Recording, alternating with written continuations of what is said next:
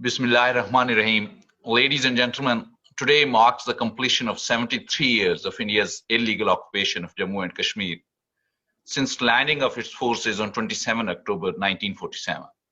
No doubt, it was the darkest day in the history of the region as it led to the loss of life and the prolongation of conflict there. In this background, today's panel discussion on Jammu and Kashmir, implications for regional and global peace, is being organized. We have a panel of eminent and distinguished speakers today. I shall introduce each of them at the time of giving them floor. As all of us know, political analysts have warned time and again about the regional and global implications for long protracted Jammu and Kashmir conflict. It will be hard to cover all aspects of the threats to peace originating from the Jammu and Kashmir dispute in 1 hour. For facilitation of panelists, we have divided the main topic into subtopics. First, the threat to regional and global peace posed by the illegal and unilateral actions taken by India on the Black Day of 27 October 1947, as well as on 5th August 2019. Second, the threat to regional peace posed by the change in the demographic structure of Indian illegally occupied Jammu and Kashmir by settling non-native Kashmiris in the disputed territory, which violates the UN Security Council resolutions and the international law. Third, the prolonged unresolved conflict of Kashmir and the threat of humanitarian crisis and genocide. Without much ado, I think we should immediately start the program now. First of all, I shall invite High Commissioner Raza Bashir Tarar for opening remarks. High Commissioner Tarar is one of the most senior diplomats in Foreign Service of Pakistan. He has served in Pakistan embassies in Manila, Brussels, Tokyo, and New York. He has also worked as Pakistan's High Commissioner to Kenya. Before joining as High Commissioner in Canada, he served as Pakistan's permanent representative to the United Nations office in Nairobi. Over to High Commissioner Tarar. Bismillah ar-Rahman ar-Rahim. Assalamu alaikum to all our distinguished panelists. We are fortunate to be joined shortly by His Excellency President of Azad Jammu and Kashmir, Mr. Masood Khan. And I'm honored to see the presence of luminaries like Dr. Fawzia Alvi, Mr. Robert Fantina, Mr. Dr. Zafar Bangash, Ms. Karen Rodman, and Mr. Farhan Mujahid Chak. I have the urge to eulogize all of you, but I think time is of the essence, so let us proceed. Ladies and gentlemen, as somebody said, the dragon's teeth are planted deep in wrongs unrighted and in disputes left to fester. And so is the case with the Indian illegally occupied Jammu and Kashmir. And the present international milieu is basically begging for a resolution of this dispute, which can lead to conflagration between two nuclear-armed countries. I don't say it for rhetorical purposes or to sound alarmist, but the way things are going, the kind of saber rattling that is going on from the Indian side, it has become all the more imperative. And I'm sure our distinguished panelists will go into this issue. And let me also quickly say why we chose this particular theme. Because sometimes when one is conversing with one's local interlocutors or even concerned Pakistanis, one feels a certain sense of ennui or a certain resignation, in the face of Indian intransigence and the playbook that Mr. Modi seems to be following. That okay, while we get international flag, let's press on with ethnic cleansing and while pouring money into Indian illegally occupied Jammu and Kashmir, and hopefully one day things will settle. So this is a very dangerous and wrong assumption. It will strengthen the narrative of the extremists. It will reduce a space for people like you and I who want to resolve differences through dialogue. And so any conflagration between Pakistan and India obviously is going to adversely affect the investment climate and also endanger whatever investment people have made in India, considering that it's an attractive market. Although, I mean, I don't want to basically highlight that, but the COVID pandemic has also taken a lot of sheen off this economic brilliance that Mr. Modi has been foisting on us to make the world look away while Kashmiris are being butchered. So without further ado, I would now request our moderator to invite the next speaker so that we can start with the webinar. Thank you all very much. God bless. Thank you, Ambassador Tarar. And now I invite Dr. Fawzia Alvi. Dr. Alvi has a lot of leadership experience in medical field. She is president and founder of Humanity Exilium, a charity organization. She has made a huge contribution in advocacy and philanthropy work and received awards and honors. Her work for Rohingya community in Bangladesh and the underprivileged in Pakistan has been recognized widely. She was also a nominee for Nobel Peace Prize in 2019. Over to you, Dr. Alvi. Thank you. Assalamu alaikum. Assalamu alaikum and good morning. Can you hear me? Yes, yes. So first of all, I want to say thank you to our honorable consul generals from Ottawa and Toronto and our High Commissioner, Mr. Tarar Sab, for arranging this webinar and inviting me to speak here. I also want to say thank you to my fellow panelists. I'm a medical practitioner. My knowledge is very limited in international policies and especially foreign politics.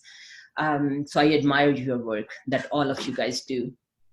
My involvement with the Rohingya genocide has really opened my eyes to the need to address similar abuses happening throughout the world. We are talking about Kashmir today. Kashmir is caught up in one of the world's longest outstanding international conflicts. Right now, Kashmir is the world's most militarized zone. As a Canadian, I would like to point out that Canada has a long history when it comes to Kashmir. In 1948, the people of Kashmir were promised a plebiscite to determine their own future in UN Security Council Resolution 47. Canada's UN representative, Andrew McNaughton, took the lead in this resolution as a president of the UN Security Council at that time. It was quite interesting for me to know that Canada's first peacekeeping mission, even before the implementation of the UN official system, occurred in 1948 in Kashmir. There is extensive involvement of UN and international communities, including Canada in Kashmir. So when India says that Kashmir is their internal issue, it's not, period. It involves two nuclear states, Pakistan and India right there. I think this is an issue that it is critical for peace and stability in the whole South Asia, overall the whole globe. India distorts reality, but consider that India no longer recognized UN peacekeeping mission. There was a recent push from India to remove Kashmir issue from the UN agenda. International communities and the UN are silent, especially past 1 year. I think there is a global complicity when it comes to Kashmir issue. The unprecedented steps that India had taken last year were with the help of international community, in my opinion. India has unleashed a terror, unleashed a major demographic change in Kashmir. It's a human rights crisis in the region. And again, it was done with the help of international community. Before I go on further on this topic, I like to say about my Indian colleagues and people of India. I respect people of India. Actually, I have lots of Indian doctors who are working with me as volunteers in my foundation. So when I say India, I'm not talking about those 1.3 billion people of India. I talk about a fascist regime of Modi's government and those minority in India who are far right. Like the same way when I criticize US, I mean Trump, not Bernie Sanders or Joe Biden. So I want to take a moment to say thank you to the people of India who spoke in support of people of Jammu and Kashmir in their dark times, especially after August of last year. Over the weekend, I was trying to get latest updates on Kashmir. I was quite disappointed when I could not find much on the major news media about this. So I reached out to a couple of my colleagues in US and Canada who are originally from Kashmir.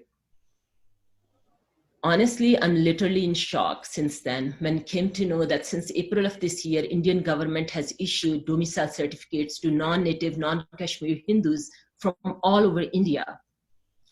1.2 to 2 million Hindu have been settled in Kashmir in this year, and their aim is to bring 5 million more Hindu right, especially in the far right, in the next 2 years.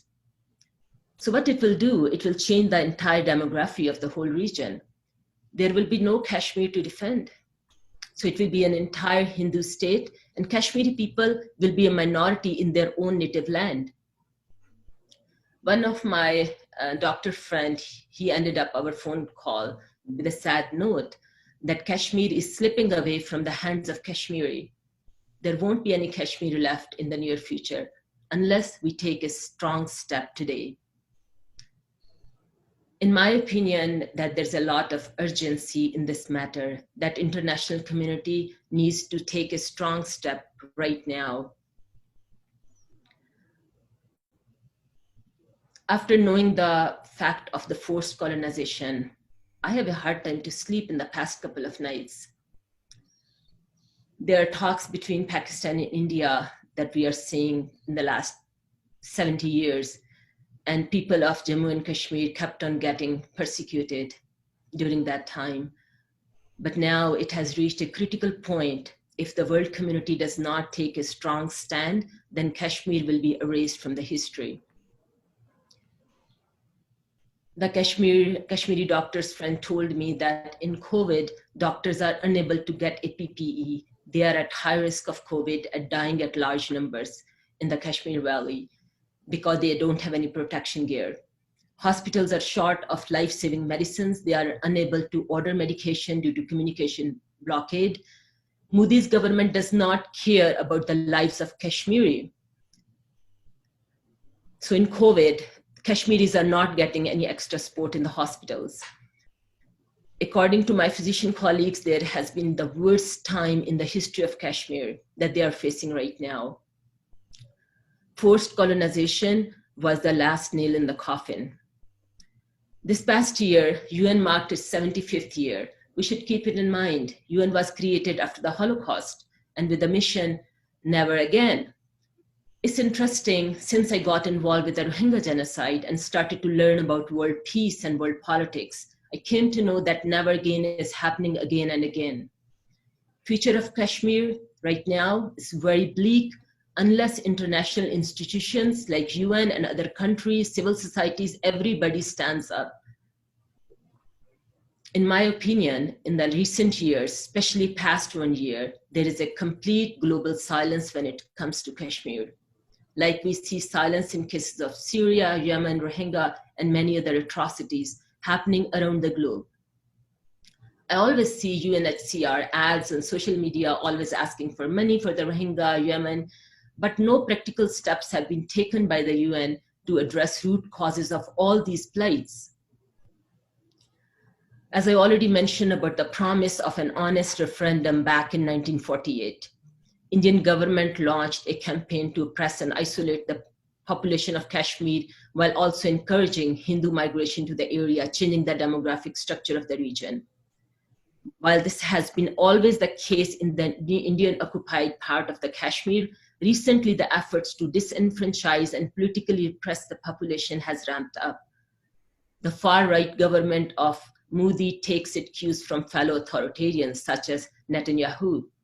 India and Israel have collaborated closely for a number of years, building a counter-insurgency state in which Israeli advisors have worked with the Indians and Indians have shared experience with the IDF forces. Learn and borrow from each other in the subject of repression. The same companies that supply facial recognition to China in Xinjiang also supply to India to use in Kashmir. Israel and India recognize each other as allies. Recent normalization between the states such as UAE and Israel. We should also know that UAE is very close to India. UAE gave Modi their highest civilian honor in the midst of current crackdown in Kashmir. It was just a fuel to the bigotry. UAE is also committing atrocities in Yemen. Israelis were cognizant of the international law at the start of their occupation in Palestine. So they have been very gradual about it. What's different in India, that they have gone full stream ahead from military occupation to flagrant violation of the international law. This happens because nobody is paying attention, so favors India, there are no repercussions. It's really important for all of us, especially people who are living in Canada, to challenge this bigotry. All of us, we know that what's going on in Kashmir, especially with Kashmiri women past 30 to 40 years, they have been harassed over and over, raped. We also know that what happened to the peaceful protest in Kashmir. Why don't we see lots of youth in Kashmir Valley? We are all aware what happens to their political leaders, how much torture they have endured in the prison cells for years. This past year, Indian government took the unprecedented step of completely cutting off Kashmir from the outside world. This was done to nullify resistance in the area, as Indian government has decided to cancel self-autonomy for the region and bring it directly under the control of the Indian federal government. What it means that they are declaring they will no longer abide by UN resolution to give Kashmiris a measure of self-governance, and now are saying that Kashmir is owned by Indian federal government. In order to prevent the world from seeing abuses that they are now freely committing, there is currently a communication blockade for locals lasting almost 14 months now. The area is completely cut off from the outside world. There were recent attacks on the Kashmir Times teams in their office. Kashmir is the most militarized region of the world since 1990. Violation of the human rights laws, rampant atrocities, war crimes. Actually, those war crimes are legally sanctioned.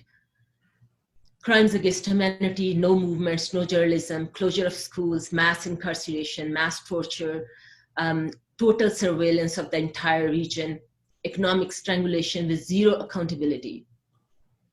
Since August of 2019, further escalation of these crimes, lockdown and crackdown, they completely cut off Kashmir from the rest of the world, as I already said. So they disempowered indigenous population, forced colonization of the non-indigenous people, and they made these by doing the constitutional changes. They legalized forced demographic changes. And again, I would say that with the help of international community. So Indian government has embraced from full-blown authoritarian state to full-blown fascist state. Right of self-determination is the fundamental right in the international law. Indigenous people of Kashmir are waiting for the last 70 years for this right, and now with forced colonization of non-native Hindu people was really the last straw to take their hopes away. There are laws in Kashmir that they grant power to the members of the armed forces in the disturbed areas like Kashmir to shoot, to kill, or arrest suspected people at will. So these powers are abused, and security forces are rewarded with medals and monetary benefits instead of being held accountable for the murders. Again, this was done to cover a massive escalation in human rights abuses driven by Modi's Hindu nationalist agenda. The extrajudicial killings of Kashmir have skyrocketed past 1 year. with the occupying Indian army often making provocations as an excuse to shoot or detain Kashmiris off the streets. Local Kashmiri leaders are languishing in Indian army prisons. The main opposition party, Jamaat Islami, has been banned, and similar forms of political expression have been criminalized. And we see complete impunity to all sorts of crimes against humanity. This year, human rights situation is really getting worse. Domicile and identity of Kashmir, which Modi's government is trying to change and wiping out the identity of Kashmiri people, which Kashmiris hold very dear to their heart. There are night search operations that blow up the whole house, destroy the whole family, destroy the whole household. There are lots of mass graves in the area. One of my friends mentioned that beautiful Kashmir Valley is a graveyard now. And Kashmiri people feel alone and abandoned, a population that's literally has taken over. There are reports of detaining young children, and there are details that how young children were detained. So there is an important 70-page report called Jammu and Kashmir, an impact of lockdown on human rights, came out just a few weeks ago, where Supreme Court finds it's hard to justify to detain young children. And it's written by the Forum of Human Rights Advocates of Indian journalists, foreign diplomats. So they are not like fringe groups of people. They are mainstream Indian journalists, Indian people speaking against the daily humiliations, communication lockdown, other repression, mass detention, mass media censorship, and other abuses that have been taken place. So this reports talk about 6,600 people being taken away, ground workers, after August 4th of last year, as per Indian Home Ministry, their own data. So where other detention laws, where anybody can be detained without any charge or trial, basically they pick people from the streets without any charges. There are laws that allow military forces to function as a virtual military state. So lots of Kashmiri women don't know where their husbands are. Lots of mothers don't know where their sons are, if their sons are alive. As a physician, as a woman, especially as a mother, it's really so hard to think about those Kashmiri women. It stops them basically to live a life without knowing where their loved ones are. Also those women, countless numbers of those women who have lost their dignity by the hands of Indian soldiers, they are scarred for the rest of their lives. We all know what's happening to the Kashmiri women for the last 30, 40 years. Mass rape has been happening. What's happening to the youth of the Kashmir in the past many years? Children are the future for every country. And it's heartbreaking to see what's going on with Kashmiri's youth. So this is also the law in Indian occupied Kashmir that allows impunity without any check. A law that if any other country would have done it, it would have been sanctioned by law. India is doing these crimes with pure impunity, long history of crimes against humanity. In Indian occupied Kashmir, we are all witnessing. So our multilateral approach is broken now when it comes to Kashmir. So all of us, as well as our institutions, UN and all the international community, we have a responsibility to intervene right now. That's why UN was given the power 75 years ago.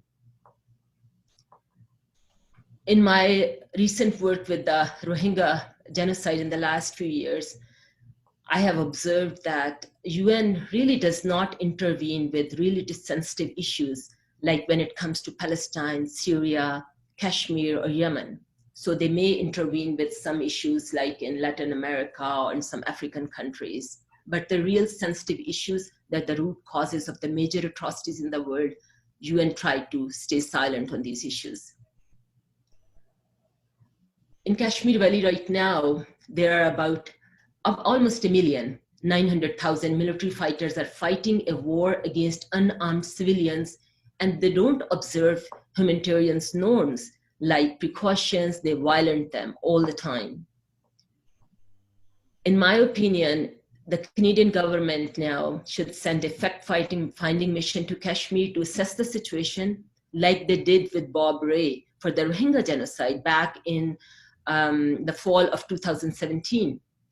So Canadian government should work with the UN to ensure the resolution, and on the urgent basis, because we don't want to see these steps happening down the line, few years from the line when the Kashmir will be erased from the history. Kashmir is an issue that relates to peace and stability, not only in South Asia, but the whole globe. Because there are two nuclear states that have been engaged in the war in the past. Truth is that we are seeing that Pakistani and Indian leaders in the past, they were firm on resolving the issue of Kashmir through the peaceful negotiations, but they have been not helpful. And with the recent forced colonization, there's a really urgency for all of us to stand up right now. As I said earlier, Kashmir is an international matter. But what in my observation, especially in the last weekend when I was doing the research, that all these negotiations that have been happening in the past few years, that the party that have been ignored on the larger part is the people of Kashmir. They haven't been a part of the discussion or any UN resolution. Self-determination is the right of Kashmiri people that all democratic politicians should support. We should protect human rights. We should try our best. Actually, Canadian silence on this matter is somewhat puzzling to me, because I was trying to get the recent updates, and I did not find anything except one statement that was issued by our government last year, 2 weeks after August 5th, 2019. And after that, I could not find any statement. It was somewhat disappointing and puzzling to me that why Canada is so quiet. So I did my research on it. Because Canada always promotes human rights protection and democracy, to take a serious step towards, and always we call ourselves proudly that we support democracy in the world. So pro-Modi organizations in Canada that promote the BJP agenda in Kashmir are on the rise in Canada. I came to know also more about this when this year in August, I sent an article to be published in the major newsstream media, in newspapers in Canada, and nobody responded. So now I know that RSS has a number of affiliate groups in Canada. In fact, RSS has an official international wing to carry out propaganda operations in Europe and Americas, and now in Canada also. They have contact with Hindu student consuls on most campuses in Canada and United States. Most of the consulate offices in places like Ontario work openly with propaganda groups who hide under the guise of charity, despite having been busted for taking foreign funding from India. We need to hold to account Canadian politicians who engage with these groups as well. There's a strong connection of these far-right groups. There's a strong collaboration. There's a similarities. I can't put more emphasis on this, that there's urgency in this matter, that international community to take a strong step now. Otherwise, as my Kashmiri friends say, there won't be any Kashmir left. Thank you. I'm open to any questions afterwards. Thank you, Dr. Alvi, for such a moving and comprehensive statement. Now I invite the speaker for whom we were waiting. I invite Sardar Masood Khan, who is currently serving as the 27th president of Azad Jammu and Kashmir. Immediately before becoming the president, he was the Director General of the Institute of Strategic Studies, Islamabad. Prior to getting elected as president of AJK, Sardar Masood Khan had a long diplomatic career with the Foreign Service of Pakistan. Most notably, he served as a spokesman of the Ministry of Foreign Affairs from 2003 to 2005, Pakistan's ambassador and permanent representative to the United Nations in Geneva, Pakistan's ambassador to China, and Pakistan's ambassador and permanent representative to the United Nations, New York. In his earlier diplomatic career, he held important diplomatic positions in China, the Netherlands, United Nations, New York, and the USA, Washington, D.C. We are very much privileged that despite his extraordinary engagements, he spared time for us. Over to Sardar Masood Khan, President of ADK. Thank you so much. Good morning. It must be morning there. It is evening here in Pakistan. So it is a pleasure to talk to all of you. Mr. Abdul Hameed, Consul General, you've been my colleague, and I see Ambassador Raza Bashir Tarar. We were together in New York, so it brings back pleasant memories of that time, which we spent together in diplomatic assignments. So, and I also see Dr. Zafar Bangash there.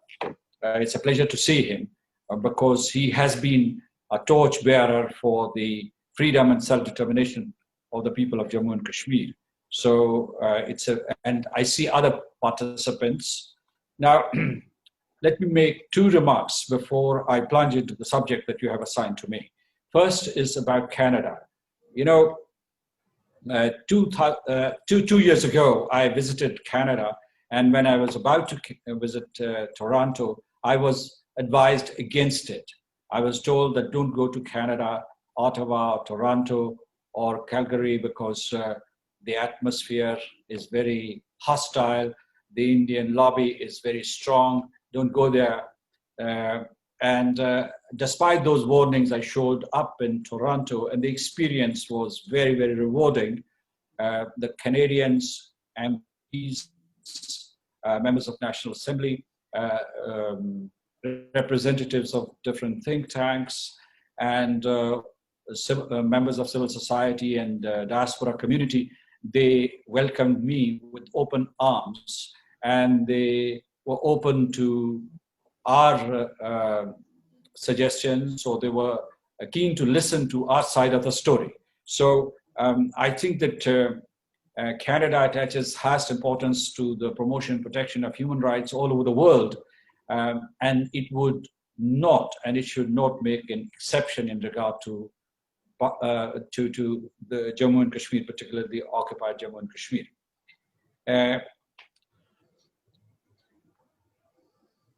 Second, let me explain why we are marking the Black Day today. Kashmiris have been striving to attain their freedom and liberty for the past 200 years. The struggle started back in 1819, and there are many landmarks along the way. For instance, 1832, Kashmiris were skinned alive for resisting the Dogra dynasty's rule.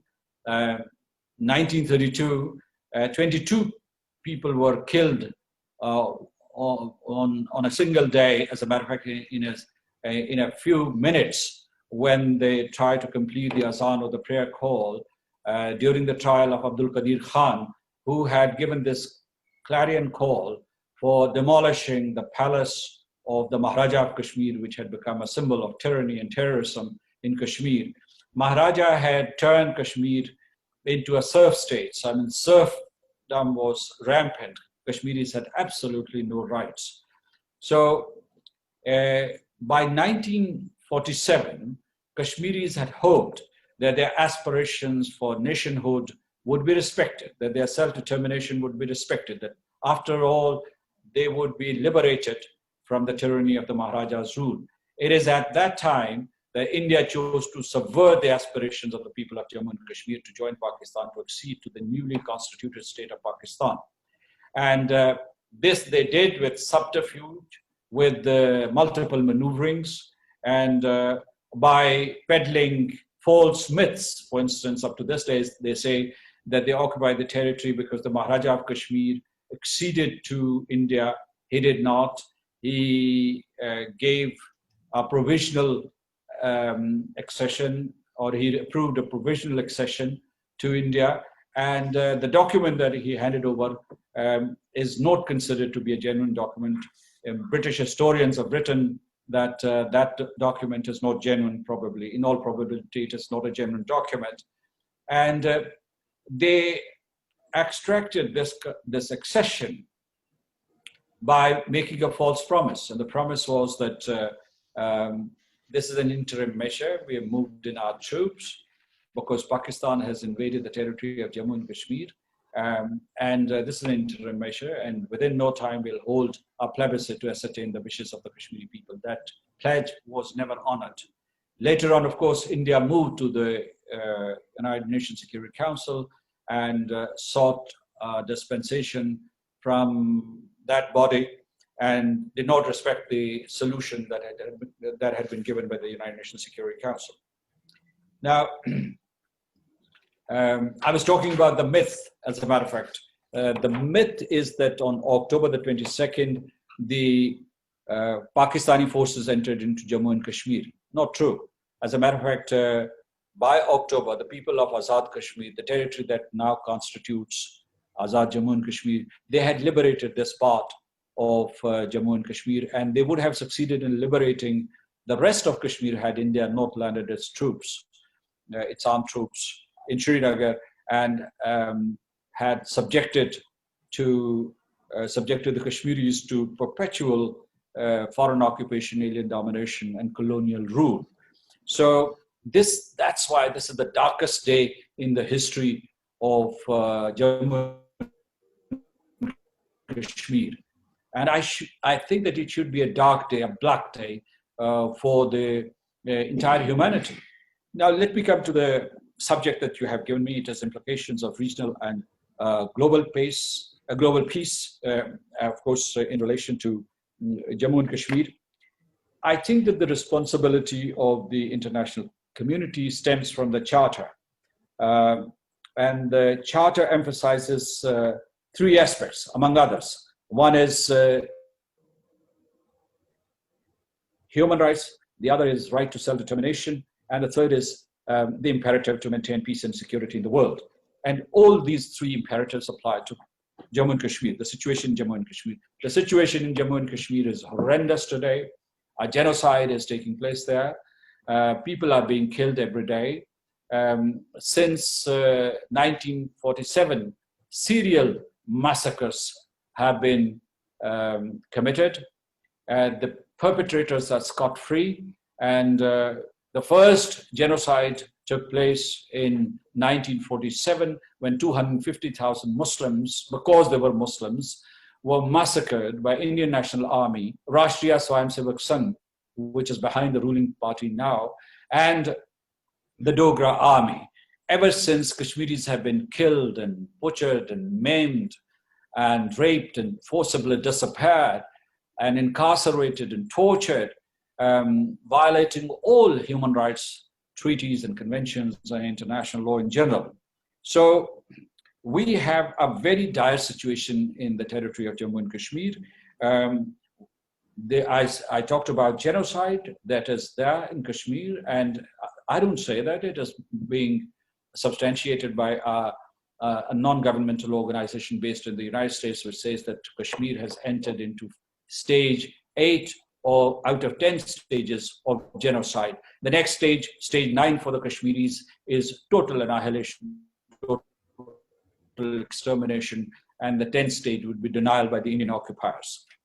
Now, I can't choose softer synonyms or substitutes for genocide. It is genocide. Call a spade a spade. There are concentration camps in the occupied territory and northern India.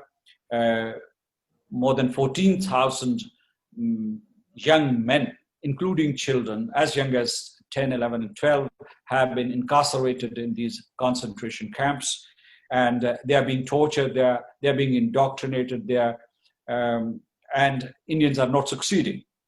There's a gag order, a universal gag order for the Kashmir media and also for the Indian media when it comes to the occupational measures that India is taking in the captured territory. Kashmir has been under siege for the past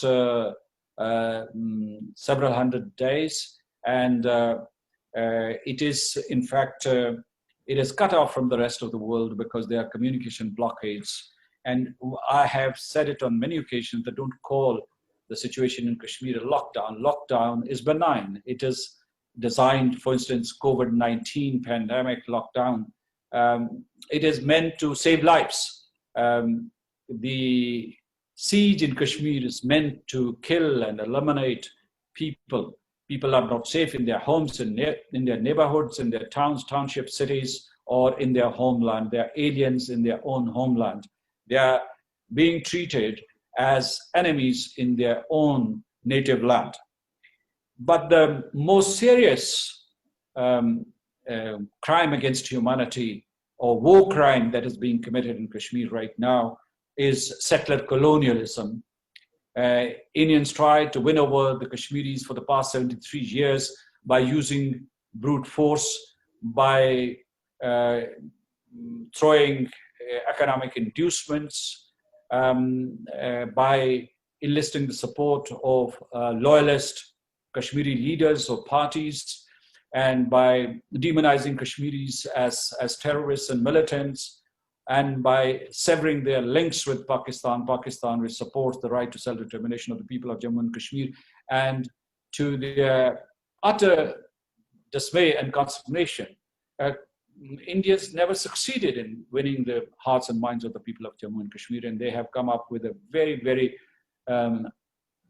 peculiar self-serving formula, which is change the nation, change the people. If these people do not join you, your federation or your union, then change the people. And now they are in the process of changing the people, and they are importing and inducting hundreds of thousands of Hindus from all over India and illegally settling them in Kashmir in order to permanently change the demography of the region. So this is a big threat. Genocide anywhere in the world is a threat to peace and security, to the Charter of the United Nations, to the objectives of the architects of the new global order that was put together after the devastating Second World War. We are also apprehending, in fact, false flag operations by India, because India has been staging these false flag operations, these terrorist attacks, and then blaming Pakistan and diverting the attention from the brutalization of the people of Jammu and Kashmir. India has also been openly threatening Pakistan and Azad Kashmir in particular with the military takeover. They also threatened to take over Aksai Chin militarily. And the Indian Prime Minister Narendra Modi, who has the BJP, or of course he's the Prime Minister right now, and his Defense Minister Rajnath Singh, they have said on many occasions that in their aggressive attack against Pakistan or Azad Kashmir, they would not hesitate to use nuclear weapons, although they subscribe to no first use principle in their nuclear doctrine. But I mean, Narendra Modi has said that they have not manufactured these bombs for Holi. There's this religious Diwali. It is for Diwali. It says that it is not. These weapons would not be used on the occasion of Diwali. That he would use them against Pakistan. He said so specifically, and he said that he can annihilate Pakistan in 7 to 10 days. This is a very aggravating and aggressive posture for a nuclear state. They have also threatened China. They have unleashed these wars against China, against all their neighbors, and against their own people, as a matter of fact, Muslims inside India. These are threats to peace and security. As in the last century, there were threats to peace and security posed by Nazi Germany, fascist Italy, and by, can you hear me? Yes, yes. Yes. I'm about to come to the conclusions, as a matter of fact. So it has unleashed multiple wars against neighboring countries, wars against its own people, Muslims, Sikhs, Christians, other minorities. Of course, the most lethal war has been unleashed against the people of Jammu and Kashmir. So there are 3 nuclear weapon states, or if you include the Russian Federation, there are 4 nuclear weapon states in the region. The situation is vociferous, and it can explode any time, and Kashmir can be a trigger. Unresolved issue of Kashmir and genocide going on there can trigger a nuclear Armageddon. So we have to be very, very careful about India's intent and its practices of violent extremism. Right now, another reality is that there's no dialogue taking place between India and Pakistan. All diplomatic channels are blocked, and no diplomatic leadership is being demonstrated by the United Nations, by the United Nations Secretary General or the United Nations Security Council. So India is committing unbridled aggression against the people of Jammu and Kashmir because of realpolitik. The most powerful nations on earth, the United States, United Kingdom, France, Russian Federation, they tend to look the other way when it comes to India's crimes against humanity. So this is what is happening. I've received. Okay. Now, so here are my suggestions. And I think that the lady who was speaking before me, she highlighted some of the points, and I want to make these 3 short points, or 4 points. One is that we have to turn the Kashmir movement into an international movement and into an international mass civil rights movement, like the civil rights movement in the United States, like the anti-apartheid movement, like the anti-Vietnam War movement. And then we will be able to build critical pressure on the UN Security Council or India. Otherwise, they would not listen to us at all. And in that framework, global citizenry, people sitting in Toronto and Ottawa and Vancouver and Calgary, they are important. Their voices are important. So international mass civil rights movement. Second is imposing sanctions against India when these developed countries sell weapons to Indian forces. Some of those weapons kill Kashmiris. And when they empower India economically, they reinforce India's imperialism and colonization in Kashmir. So sanctions, a BDS, a boycott, divestment and sanctions movement for Kashmir against India so that India feels the pressure. The third is that multilateral diplomacy should be activated, and there should be 3 parties sitting around the table. These 3 parties should be Pakistan, India, and the people of Jammu and Kashmir. They should not be absent from the negotiating tables, as has happened in the past. And any talks, any diplomatic process should be held under the auspices of the United Nations. My last point is that we need to invest in effective communication, because India's lobby is strong and they're miscommunicating, misinterpreting the situation in Kashmir. They're distorting facts.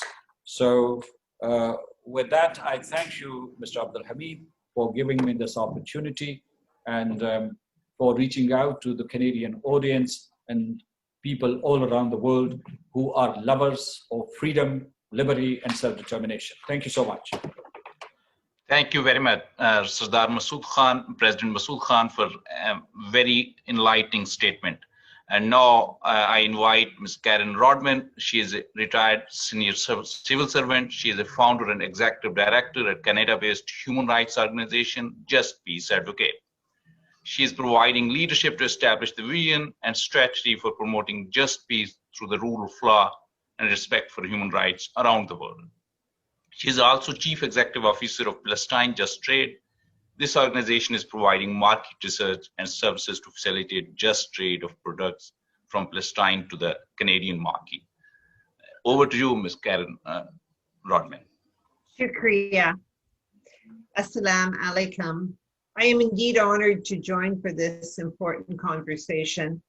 As I begin, I wish to acknowledge that I join you from the Indigenous land, recognizing that Canada has been built on colonial violence, both historic and ongoing.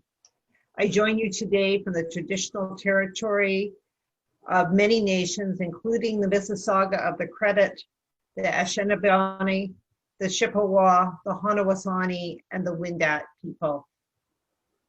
It is from that context that I join you today, recognizing that colonization is about the erasure of Indigenous people and about the silencing of those who speak out against this genocide. It is about the denial of self-determination. The danger to peace and security in any one region of the world threatens the whole world. As Dr. Alvey has said, Canada has a long history in regard to Kashmir. We were there at the United Nations Security Council with our representative, Andrew McNaughton, in the forming of Resolution 47. And we had troops on the ground as our very first Canadian peacekeeping mission in Kashmir in 1948. Even before the implementation of the United Nations, official peacekeeping system was in place. Indeed, Canada was very much present as Kashmir faced its dark days and it became an internationally disputed territory. Since August 5th, India has illegally annexed the territory, downgraded the status, put the valley under siege, and has opened the floodgates for the settler colonialization that is underway. This has put the world's most militarized zone under serious threat of demographic change that is entirely aimed at altering the final resolution for the disputed territory of Kashmir and Jammu and Kashmir. It was indeed eye-opening for me a year ago in last December to visit Azad, Jammu, Kashmir, to meet with our esteemed guest, with the president of AJK, but to meet with the people who had been displaced from Indian-occupied Kashmir some 40 years ago, and to be able to see firsthand the challenges at the line of control. I am thankful to have had this opportunity in a pre-COVID world to have been able to see directly and hear directly from the people. And I come back to speak out from that context in terms of my role here in Canada and to the international community. With the introduction of the domicile law by the Government of India on March 31st, 2020, the project of intentional demographic change in clear violation of international law is well underway. It's therefore with urgency, as we have heard from our earlier speakers, that the international community needs to step up, because the Indian government itself has already claimed that it has issued close to 2 million domicile certificates to non-Kashmiris since April 1st. This is a step that has grave implications for the final resolution of Kashmir. Over the years, Canada has remained quite silent about Kashmir, although in the last few weeks, there have been 3 petitions presented in our Canadian Parliament, one by Liberal Member of Parliament Ratanzi, one by New Democratic Member Scott Duvall, and one by Conservative Member Gladue. The government will report back on these in the coming weeks. From an international law perspective, Canada is a high signatory of the 4th Geneva Convention and therefore is responsible under Article 1 to ensure that the convention is upheld in all cases. That compels Canada, at least in my estimation, to speak out against war crime. In regard to domestic law, Canada's Special Economic Measures Act calls for sanctions when there are gross and systemic human rights violations that have been committed by a foreign state. Canada, as it has been said already by other panelists, has not made a statement about Kashmir since mid-August 2019. It is hoped that in the response to the government petitions that Canada will speak to the urgency of the situation. What, however, civil society would be wanting to have happen is that Canada acknowledge its accountability under both international and domestic law. To the point that the president just made, last week, 25 civil society organizations came together to host a public forum to consider Canada's policy in regard to Kashmir. About 1,000 people joined between the live host and through the live stream that evening as the expert panels explored the history and the conflict of international law. And also considered the human rights situation and the issues of impunity related to Kashmir.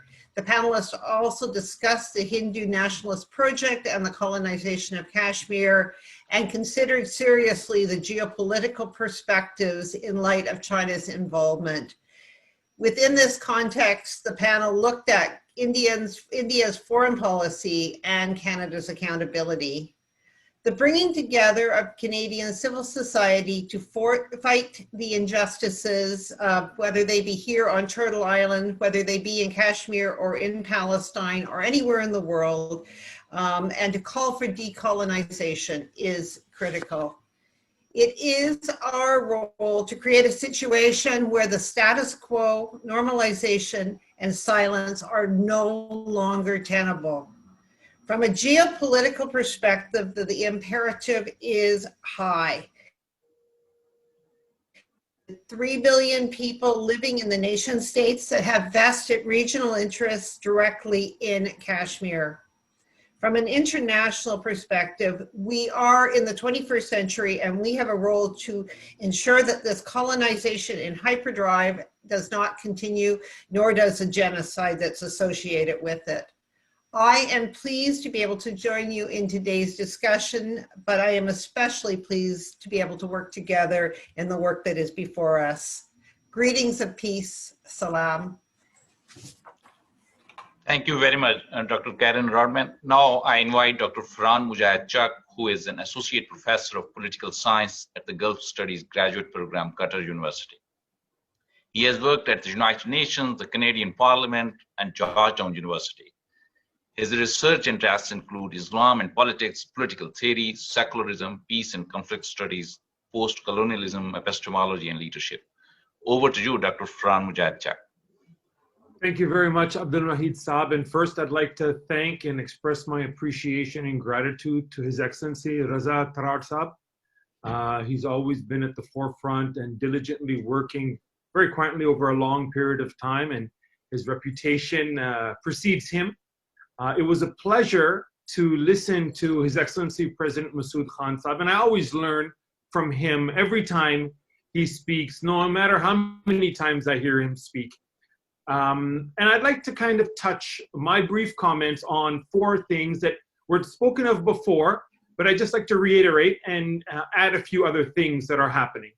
So first and foremost, I think we need to impress upon everybody that there is no dialogue. And anyone with any kind of precursory knowledge of conflict resolution is that communication, the end of communication, leads only to one alternative, and that is war. So the fact that there's no dialogue, all avenues of communication are closed, and the fact that this is a nuclear zone, that not just Pakistan and India, but China is now involved. And, you know, recently, Mike Pompeo and India, there's a deal has been signed, a military deal has been signed. So this kind of, in another way, ups the ante, so to speak, in the ways and means that America is trying to pressure China, and China in turn is facing these increasing aggressive overtures from India, no doubt because India feels emboldened by its American support.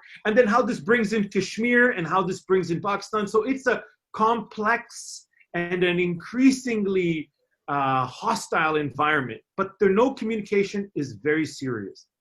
Now, and that leads us, of course, to the potential for a serious global nuclear crisis. And again, as His Excellency had mentioned too, not to sound alarmist, but this is something that is very much in the realm of reality. Another thing I'd like to highlight is the role that Hindutva extremism is playing within India, and how it's a global threat to peace, and how these Hindutva extremists and their ideology is exactly in line with the fascist Nazi ideology. So I think we need to impress upon everyone the connection and the ideological linkages between Nazi Germany and Hindutva India today. And that leads to a demonization, not only of minorities within their country, but also in the occupied territory of Kashmir as well. So when we do touch upon this with our friends and colleagues, I think it's important to highlight that as well. And as was mentioned before, there is absolutely no leadership coming from global multilateral institutions, but we still need to kind of engage with all of them. Write letters, even write letters to the various members of parliament in Canada.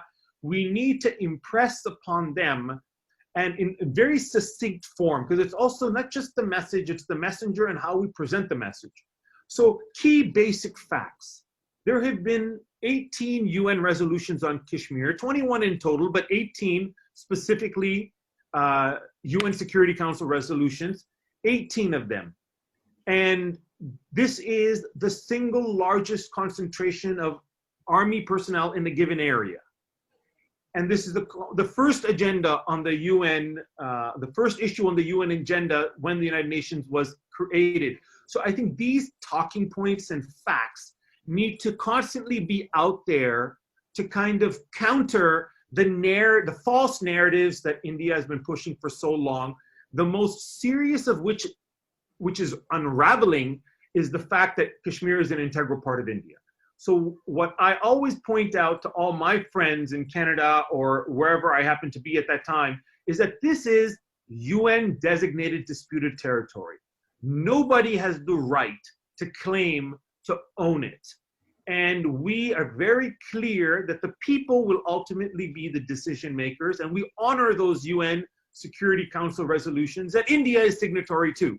So I think when we put this in this kind of a pattern, we put this framework forward, there's no wiggle room. There's no way to escape and come forward with a kind of deceitful and deceptive narrative that India has been pushing for a very long time. But what's happened now is that their entire narrative has been collapsing. And they're try as they must. But on social media, in academia now, the narrative that India has been pushing for so long is unraveling, but we need to continue our efforts to challenge them on these very basic things. And so myself as a Kashmiri, this is something that I've always kind of done, is emphasize the fact that there has been no means or method to allow the people of the disputed territory to express their will. As a matter of fact, the closest expression of their will in 1947 was when they revolted against the tyrannical, illegitimate, non-Kashmiri pseudo-ruler, you could say, of the disputed territory, and kicked them out of Gilgit-Baltistan, out of Azad Kashmir. The expression of those Kashmiris was the clearest indication of what they wanted. But still, just to be consistent and morally sound, I insist that the people have that right to choose. So when I look at these four things, what is India doing now? Well, it's blatant, naked aggression. Under the cover of a global pandemic, a communications blockade, and an internet siege. All the while preaching a peaceful kind of pluralistic, secular message outside to pander to a liberal Western democratic norm, but internally a very aggressive, xenophobic nativism that is the worst form of majoritarianism and riddled with myth and fascist kind of innuendo. So this duplicitous strategy that India is employing is, I think, rightly being uncovered, but we need to push this. I think the success of Pakistan's initiatives, they should be acknowledged, because the overtures that the Indian state has been trying to do back channel or secretly with the Pakistan state is proof that they realize that their narrative is not finding any buyers, and they're just desperate to try to bring Pakistan on board with these false talks about, okay, we'll talk about it in private, but it will not amount to anything. So Pakistan's principal stance of refusing to not have a very clear timetable on how to move forward with talks and include the people of Kashmir has really shut the door to any type of, let's say, appropriation of the talks and denial of the Kashmiri rights. Now, there's two other things that I wanted to talk about briefly to mention what's happened recently in occupied Kashmir, what we refer to as Maqbuza Kashmir, and that Kashmiris from that part are talking about. One, which is how a former stooge or a collaborator of the Indian state against the aspirations of the people has refused to sit in any place or venue in which there's an Indian flag. So this is the big talk amongst and this is Mahbooba Mufti I'm referring to. This is serious. And remember, even Umar Abdullah's father, Farooq Abdullah, even himself, who also has been and is considered a stooge by Kashmiris, he openly said on live Indian TV in an interview with Karan Thapar that Kashmiris hate Indians and they want nothing to do with India. So these are also firsts, that even those who had been previously co-opted by the Indian state for peanuts at the behest of their own people, and which all, occupiers, wherever they are, they find those collaborators, they find those stooges, they give them these false promises, and those people willingly or unwillingly, knowingly or unknowingly become instruments of oppression against their own people. So they also need to be called out. But that was something that was really, for many people in occupied Kashmir, just another instance of, see, look, even they've left their own kind of minority community and had them jailed as well, of course, as I'm sure many of you know. And the second thing that everybody was talking about, which was really interesting, is what the new laws that have just been passed, as a matter of fact, just today, which is the referred to as the Union Territory of Jammu and Kashmir Reorganization Order of 2020, which basically allows any Indian citizen anywhere, and even foreigners, by the way, to buy property in Kashmir. Now, this is something that was never done before because only permanent residents had the right to buy property in the region. So because, of course, all of those clauses were removed, Article 370, Article 35A, so this is why I refer to now as just naked, blatant colonization. At first, it was a subtle form of colonization, trying to trick people.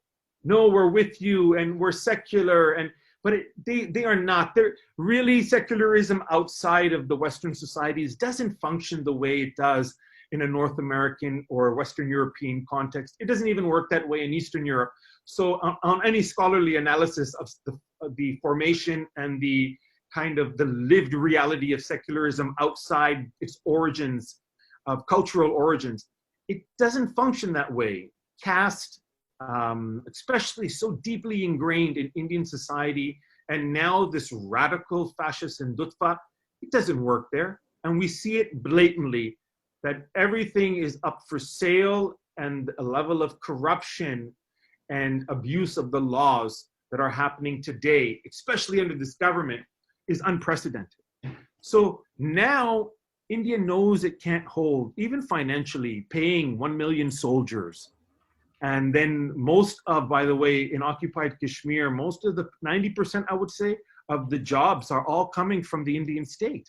They've completely tried over the last 70 years to take away the independence of Kashmir, destroy or limit the apple orchards, destroy the natural economy that links it with Pakistan and Central Asia, destroy the natural economy that linked certain parts of Kashmir even to parts of China. So they've done that in a very clever and a very duplicitous manner to increase dependency. And now what we're seeing is throwing away all the facade and blatantly coming out in this very kind of vicious, unforgiving way. But to be honest, I look at it as all a positive, ultimately positive. It's forcing people to make a choice. That you sit back and you take it, or you have to resist. Because it cannot continue now. As was mentioned before, Kashmir is going to disappear. Just think about this.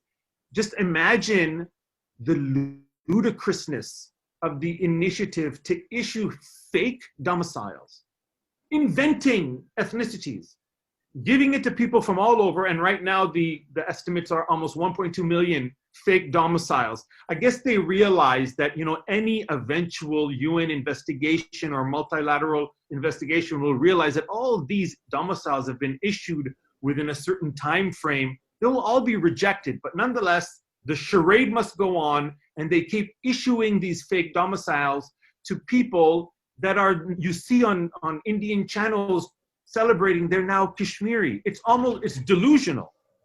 But nonetheless, it won't hold. So, and they realize it. So now they're just trying to buy all this land and essentially do what they've talked about in very grotesque terms is the final solution. So we are at that very pivotal, dangerous moment. We need to be ready for it. We need to have a plan for it. And these initiatives that are happening all over the world and on social media and on campuses throughout the world, I think they're fantastic, but even more needs to be done. And that's my closing statement. I just wanted to make those brief comments to everybody. Thank you very much for listening, and I appreciate the time that you guys gave me. Thank you. Thank you very much, Dr. Farhan Mujahid, for excellent statement. And now I invite Mr. Robert Fantina.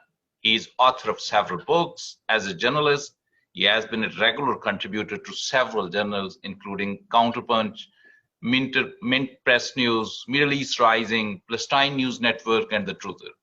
He has been interviewed by various TV channels in different parts of the world. He is a member of the World Beyond War and a board member of the Canadians for Peace and Justice in Kashmir and Canadian Voices for Justice in Palestine. Over to you, Mr. Fantina. Thank you.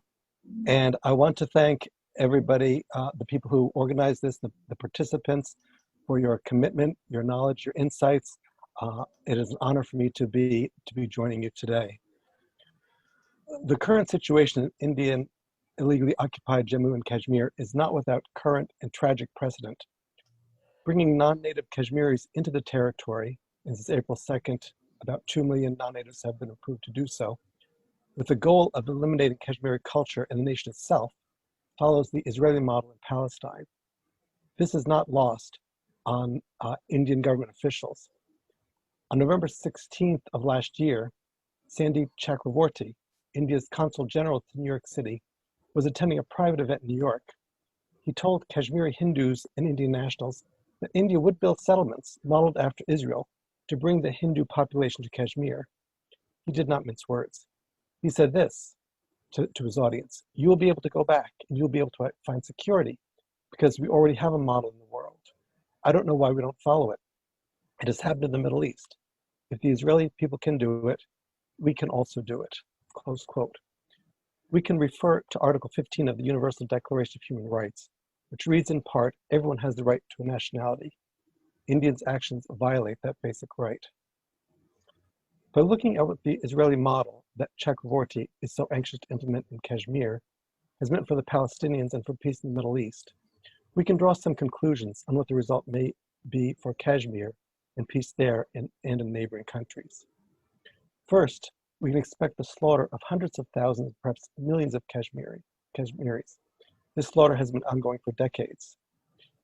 There will also be the displacement of millions more, with no place to go except possibly refugee camps in their own or neighboring countries.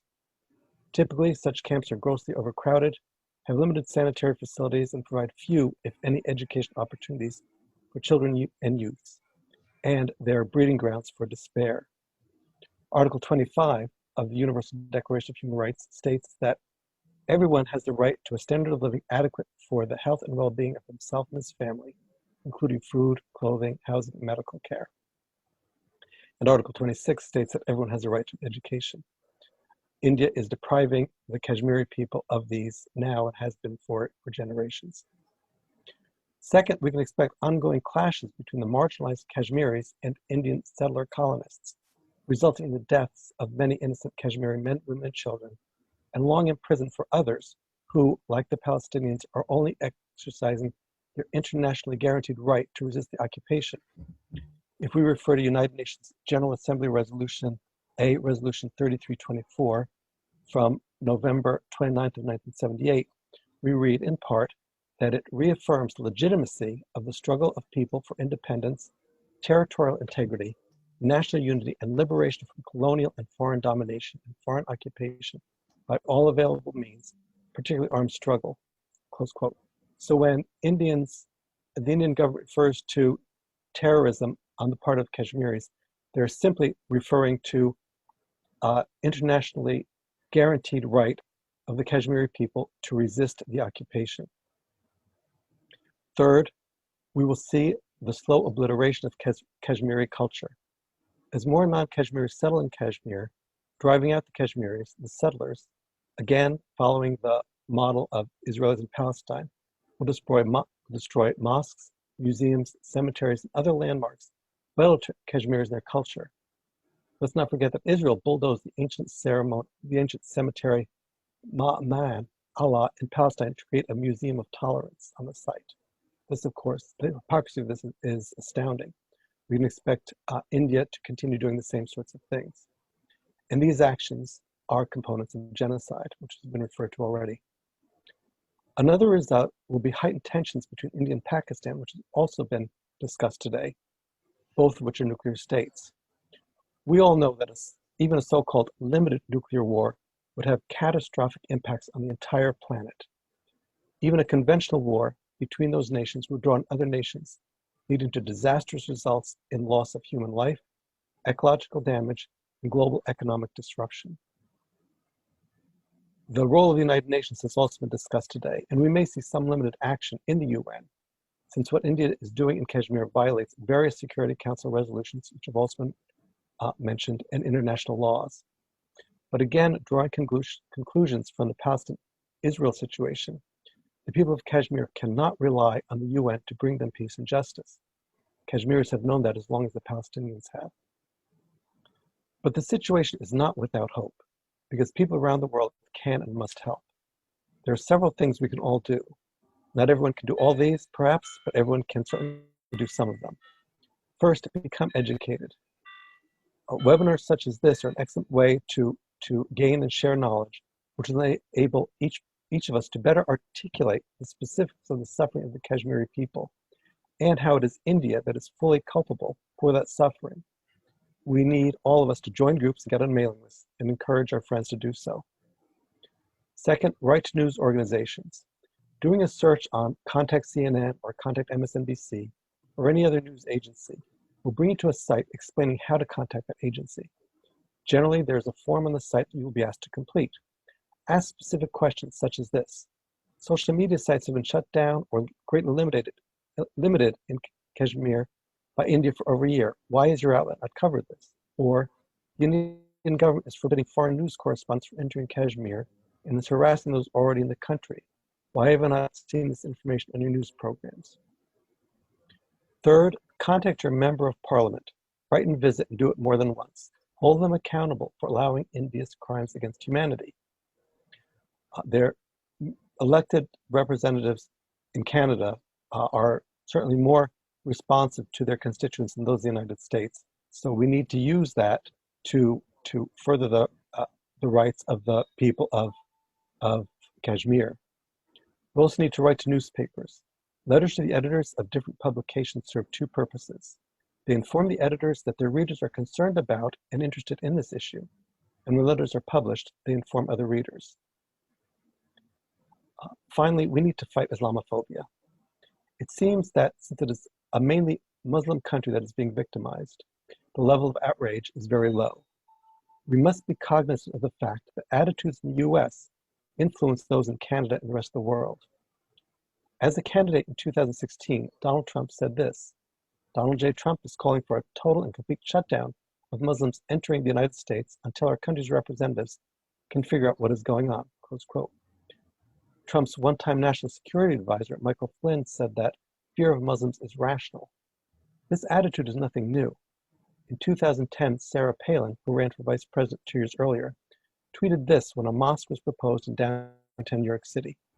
Quote, peace-seeking Muslims, please understand, Ground Zero Mosque is unnecessary provocation. It stabs hearts.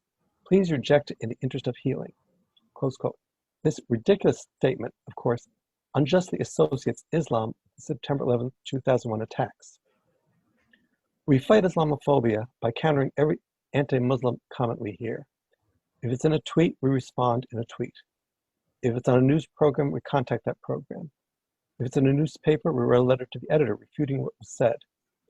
If it's a comment made by an acquaintance, we calmly encounter whatever statement has been made. I include calmly because, although I'm not Muslim, Islamophobic comments anger me, so I need to remind myself to respond calmly and politely. I'd like to close with one of my favorite quotations, this one by anthropologist Margaret Mead. It's one you're probably familiar with. She said this, never doubt that a small group of thoughtful, committed, organized citizens can change the world.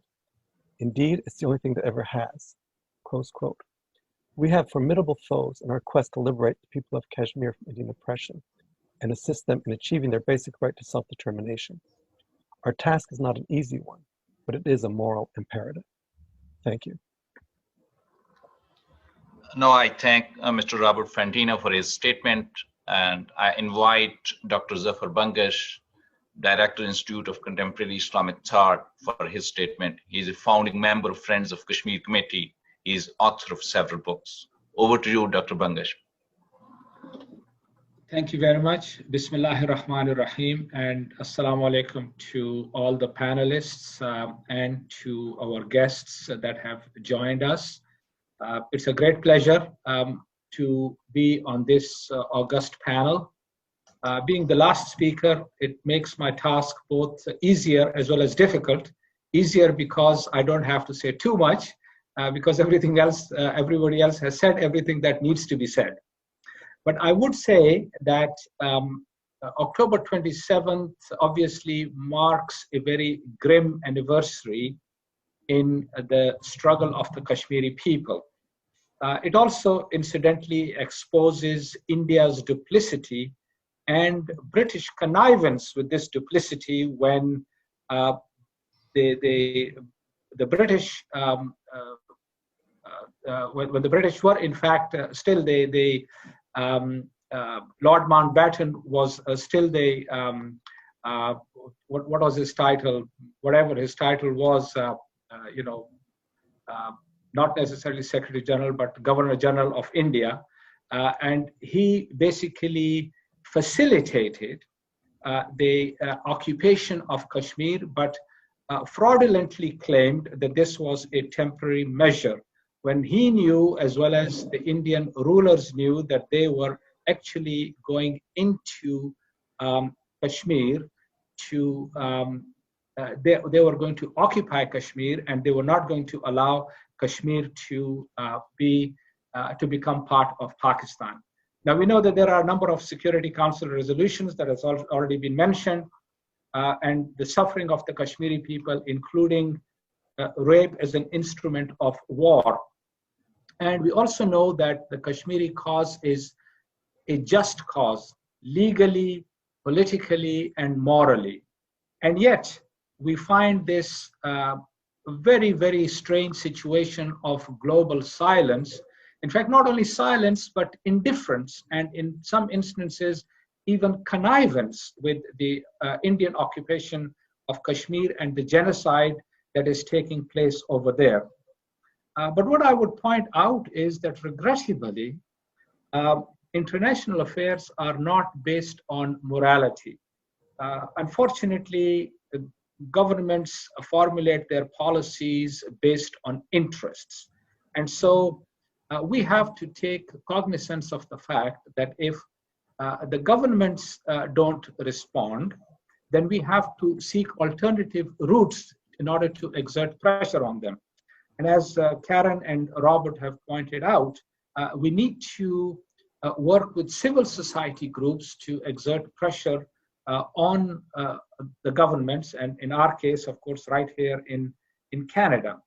And of course, I think recently there has been some movement, although not much, as Karen said, that there have been at least 3 petitions presented in the Canadian Parliament in the last few weeks, starting from September 28th, 29th, and then October the 5th. And in fact, as far as the Canadian government is concerned, we had a meeting with the Canadian Foreign Minister last year. It was on August 13th, 2019, the same day that Foreign Minister Cynthia Freeland had issued a statement regarding the situation in Kashmir. And then she called us for a meeting. We had a meeting and she made certain promises. And in fact, I had specifically asked her this question, that after the elections, would she be prepared to give us a pledge that she would meet us again to advance this issue further?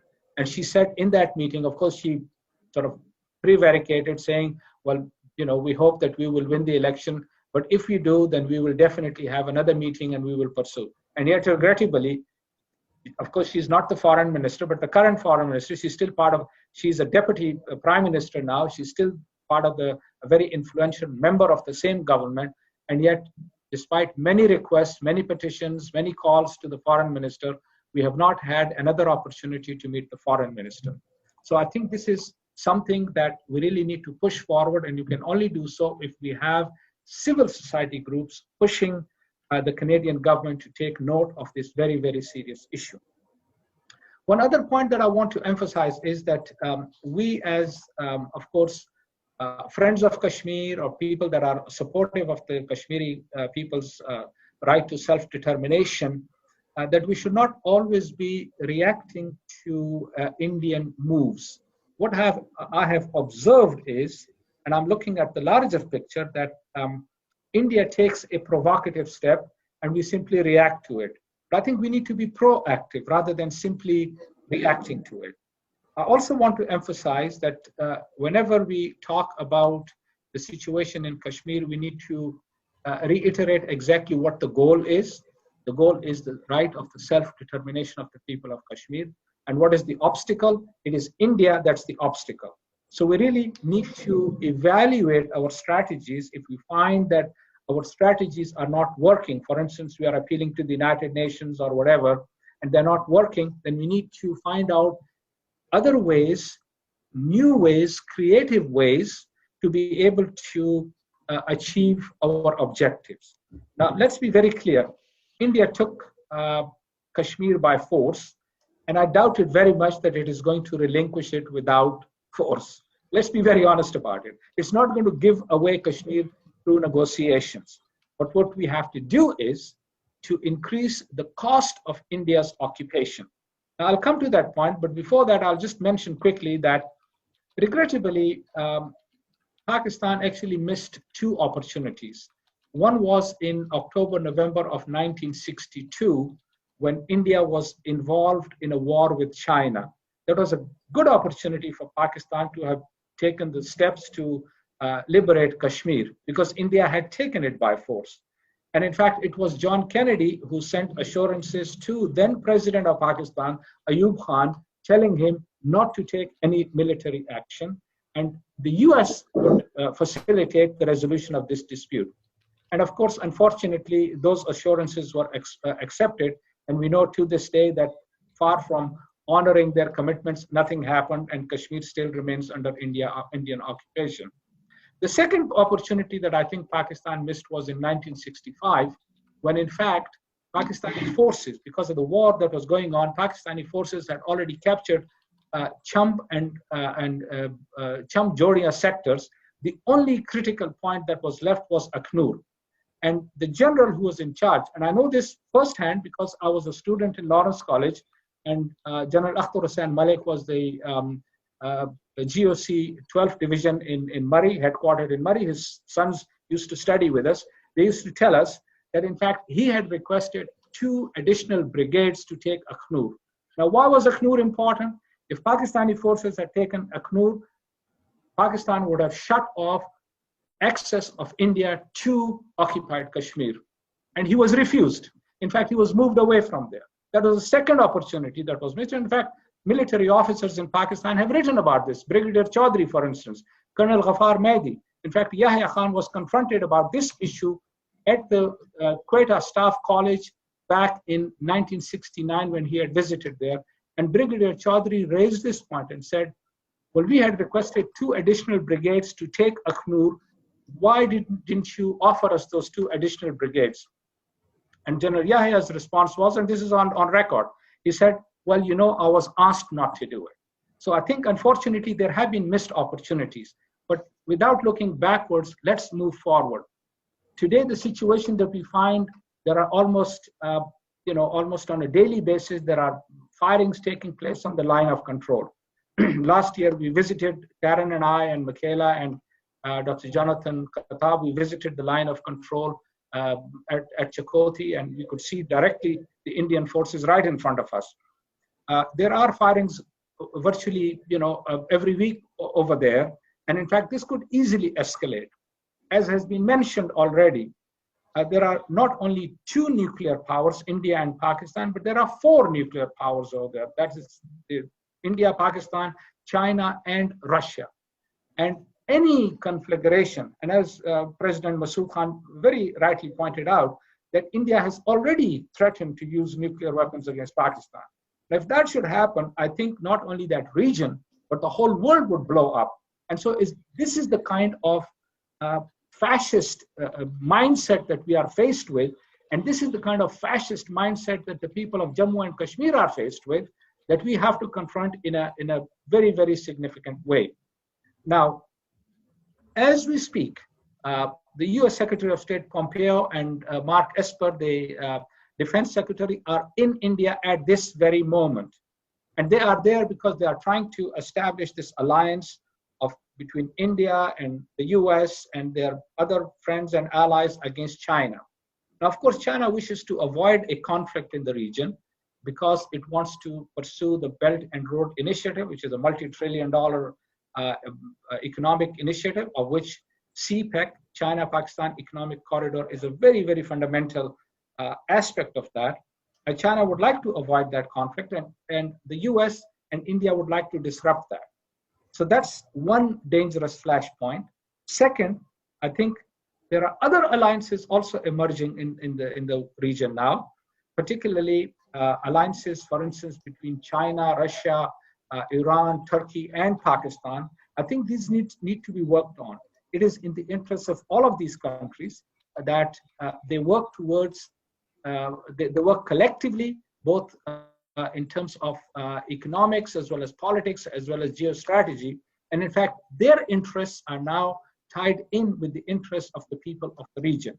And I think this needs to be worked on. And I believe that Pakistan needs to move away from this traditional outlook that had perhaps served or not served as well. But today, those traditional outlooks have become redundant.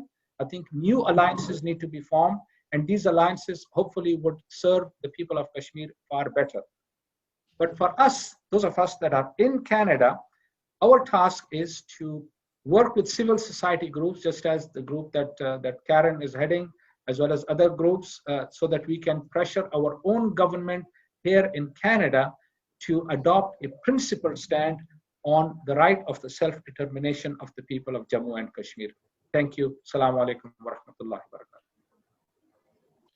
I thank Dr. Bangash for his statement and also for his flexibility that allowed the change in order of speakers. Some speakers had to leave earlier, and we thank him for allowing the change in order of speakers. At the end, I shall again invite His Excellency High Commissioner Raza Bashir Tarar for concluding remarks. Thank you, Mr. Abdul Hameed. After listening to His Excellency, the President of Azad Jammu and Kashmir, Mr. Masood Khan, who the Consul General and I are fortunate to call our mentor, and Dr. Fawzia Alvi and Ms. Karen Rodman, Dr. Farhan Mujahid Chak, Mr. Robert Fantina, and Dr. Zafar Bangash. I must say that the Kashmiris are not bereft of effective advocacy. They basically suffer from a lack of political will on part of the big powers, who very conveniently, and this I painfully remember from my stint in the Pakistan mission to the United Nations, are extremely deft at throwing concepts like responsibility to protect us when it is feasible, when it does not threaten certain interests.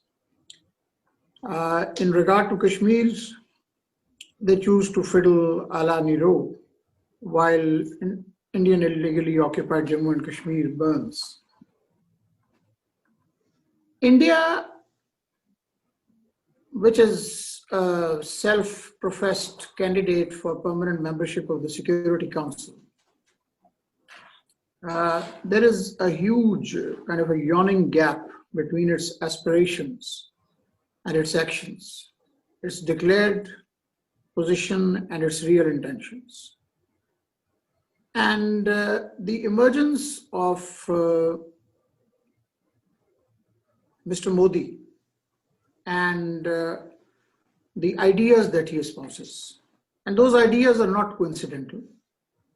Mr. Modi has his own science, as we know. He has referred to several scientific advancements, in the mythological age, and he also derives inspiration from Chanakya.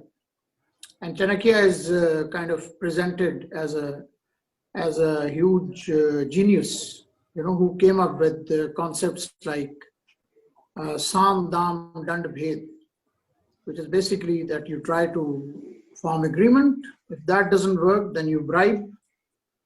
If that is not enough, then you resort to punishment or use of force. And of course, deception is a hallmark. Now, I basically am mystified and miffed, but also extremely apprehensive, because multilateralism, the post-1945 multilateralism, was rooted in the desire, as Dr. Alvi reminded us, the desire not to see nationalism and materialism and racial supremacy run wild, feed on millions of innocent lives. And this is a question that one can pose to friends of Modi, like Netanyahu, that at the end of the day, when the white supremacists and the Hindu chauvinists form a destructive alliance, which they are already aspiring for, where will be the space for, let's say, Jews or anyone who does not subscribe to their worldview? So these are questions that we have to look at. Now, in the international context, the COVID pandemic has demonstrated that a virus can be more mighty, or it can wreak more destruction than several kilotons of nuclear material. We also have this proverbial sword of climate change hanging over our heads. If you recall, I think it was very recently when Chicago was almost near North Pole in temperature. In Ottawa, we are no strangers to temperatures like -40 or something. And God forbid, if it were to dip any further, we may be facing an extinction, not brought about by the likes of Modi, but basically by factors which we can address rather than pouring money into armaments and so forth.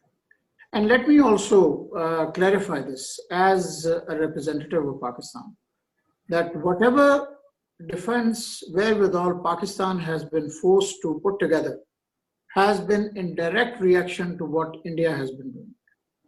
And when people try to blame Pakistan for any situation, they need to remember that at the end of the day, magnanimity is the prerogative of the bigger power. So the initiative is with India.